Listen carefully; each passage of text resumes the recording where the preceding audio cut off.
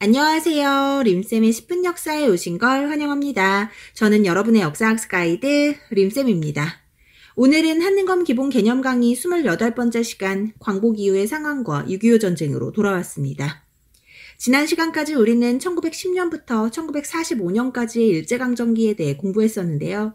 드디어 1945년 8월 15일 우리는 광복을 맞이하게 됩니다. 하지만 이 광복은 너무나 아쉽게도 우리 힘으로 얻어낸 결실이 아니었어요. 2차 대전에서 패망한 일본이 항복을 선언하며 우리는 독립을 맞이했는데요. 미국과 함께 국내 진공작전을 준비하고 있던 우리 입장에서는 무척이나 아쉬운 상황이었습니다. 그래도 나라를 되찾기 위한 우리 민족의 끊임없는 노력이 결코 헛된 것은 아니었습니다. 국제사회는 우리의 이러한 노력을 인정해 광복전인 1943년 카이로 회담에서 한국의 독립을 처음으로 약속했고요. 1945년 7월 포츠담 선언에서 다시 한번 한국의 독립을 확인했습니다. 이렇게 일제의 패망이 가까워오자 우리 역시 건국을 위한 준비를 했었죠. 그중 국내에서 조선건국동맹을 조직했던 여운형은 광복 직후 조선건국동맹을 조선건국준비위원회로 발빠르게 전환해 전국에 지부를 설치하고 치안과 사회질서 유지를 위해 노력했습니다. 또 조선인민공화국을 선포해 전국 각지에는 인민위원회를 설치했지만 국내에 들어온 미군은 조선의 이러한 노력을 정식으로 인정해주지 않았습니다. 심지어 대한민국 임시정부까지 정부로 인정하지 않는 가운데 일본군의 무장해제를 이유로 38도선 이남은 미국이, 38도선 이북은 소련군이 점령했습니다. 이때 미국과 소련의 이해관계 속에서 그어진 38도선이 이렇게 오랜 시간 고착화될진 이땐 아무도 몰랐겠죠. 이러한 가운데 미국에서 활동하던 이승만과 충칭에서 대한민국 임시정부의 주석으로 활동하던 김구가 국내로 들어와 활동을 재개했습니다. 그리고 한반도 문제를 논의하기 위해 1945년 12월 모스크바 3국 외상회의가 열렸는데요. 미국과 영국, 소련이 함께한 이 회의의 결과 미소공동위원회의 설치와 미국, 소련, 영국, 중국의 5년간의 신탁통치, 그리고 조선의 임시정부를 수립한다는 내용이 결정됐습니다. 그리고 이러한 모스크바 3국 외상회의의 결과에 좌익과 우익의 입장이 갈리게 됩니다. 이 중 박헌영 중심의 좌익 진영은 임시정부 수립에 무게를 두고 모스크바 3국 외상회의의 결정을 지지했고요. 김구와 이승만 등의 우익 진영은 신탁 통치에 무게를 두고 모스크바 3국 외상회의의 결정을 강경하게 반대했습니다. 하지만 이러한 반대에도 불구하고 회의의 결정대로 1차 미소공동위원회가 열렸습니다. 그런데 이때 위원회의 참가 자격을 두고 미국과 소련의 입장이 팽팽하게 맞서면서 결국 1차 미소공동위원회는 합의 없이 휴회됐습니다.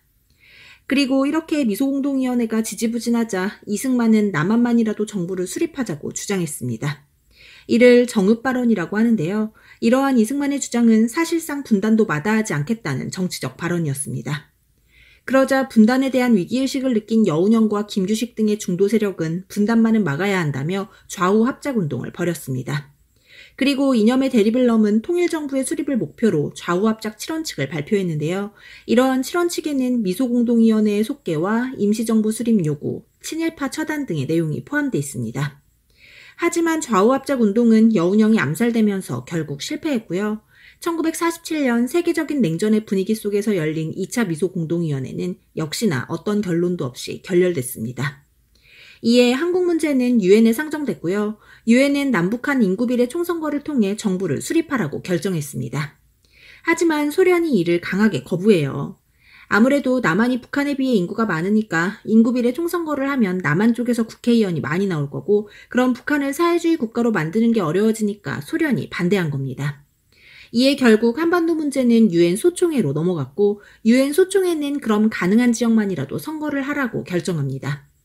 이로 인해 정말로 분단이 현실화됐는데요. 스스로 이뤄내지 못한 독립, 좌익과 우익이라는 이념의 차이, 냉전이라는 세계적인 분위기 등이 결국 우리 민족을 갈라놓았습니다. 이러한 분단을 누구보다 반대했던 사람은 바로 대한민국 임시정부의 주석이었던 김구였는데요. 김구는 이때 3천만 동포에게 읍고한다는 연설을 통해 분단만은 막아야 한다고 호소했고요. 한편으로는 남북협상을 위해 김규식과 함께 평양으로 가 김일성을 만났습니다만 이 또한 별다른 성과를 얻지는 못했습니다. 한편 제주에서는 1948년 4월 3일 좌익 세력을 중심으로 50총선거의 반대와 통일정부 수립을 외치는 무장봉기가 일어났고요. 이를 진압하는 과정에서 수많은 제주도민들이 희생을 당하는 제주 4.3 사건이 일어났습니다.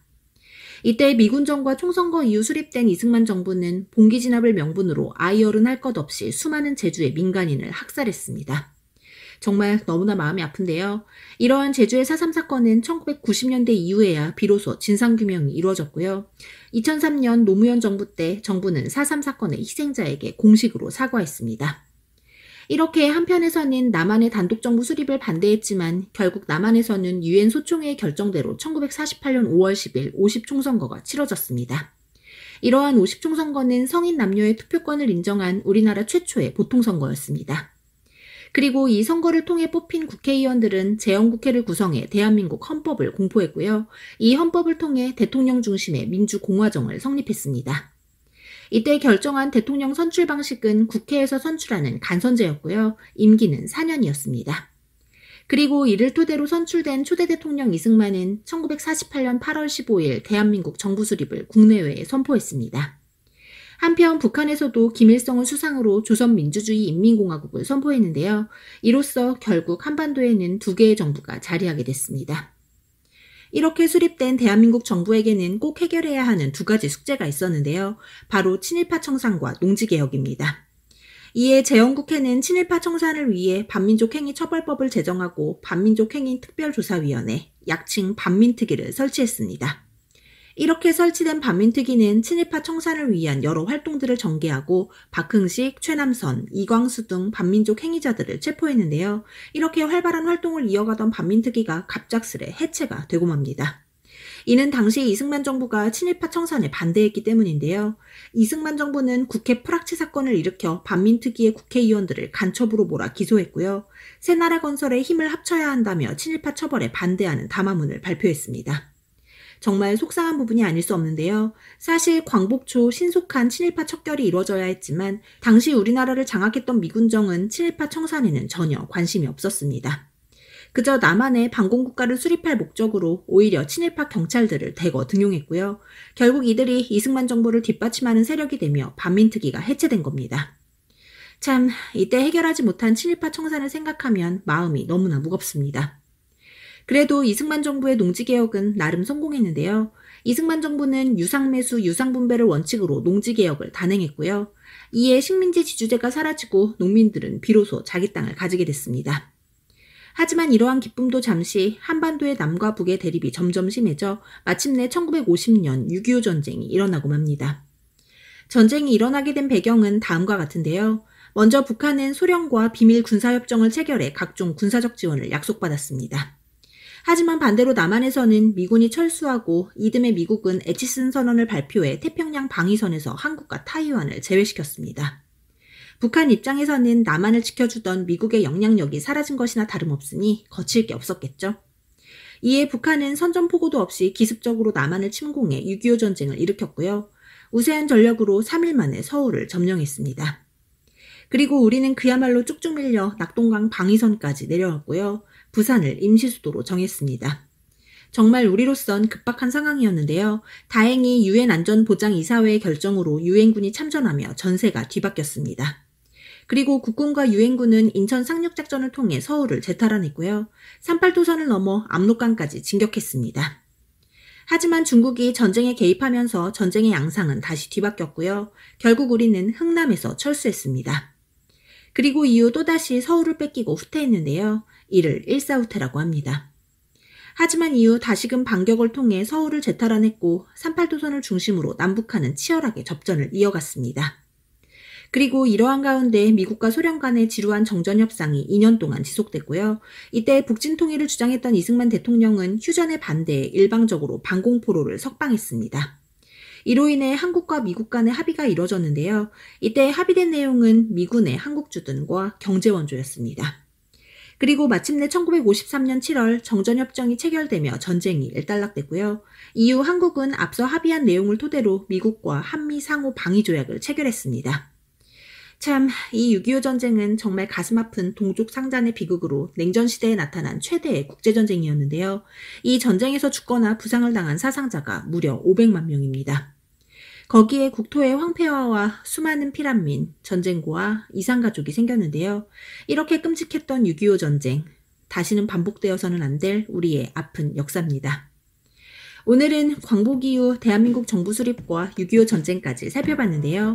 오늘 준비한 내용 여기까지입니다. 오늘 내용도 사건의 순서와 인과관계를 잘 파악해서 복습하시고요. 스스로 정리하는 시간을 꼭 가지셔야 됩니다. 그럼 오늘도 정말 고생 많으셨고요. 구독과 좋아요는 언제나 감사드립니다. 그럼 안녕, 뿅!